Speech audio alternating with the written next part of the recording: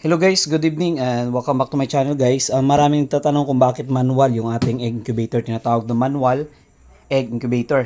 Okay? So, tinawag itong manual egg incubator kasi nga manual yung pag-iikot ng ating itlog dito sa loob ng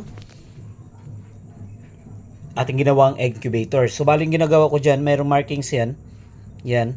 At saka rito. Bali yung ginawa ko dito, bloodline ng manok dito nakalagay, tapos sa likod date kung kailan ko sila nilagay rito sa loob nating DIY na incubator.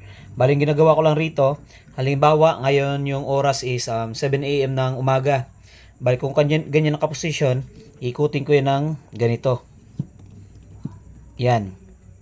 Lahat yan ikutin ko ng ganyan. Pagkadating naman ng alas 12 ng tanghali, lunchtime, ikot ko ulit ng ganyan. Bali, pailalim ko lang guys yung itong date. Ganyan lang. Tapos, pagkadating ng alas 8 ng gabi, ulit-ulitin ko lang yung pag-ikot ng ganyan. Yan. So, yun yung tawag kung bakit manual incubator natin dito. Kasi nga, manual yung ating pag-ikot dito. Pero yung ilaw, yung pagpatay ng ilaw dito sa thermostat natin ay automatic na.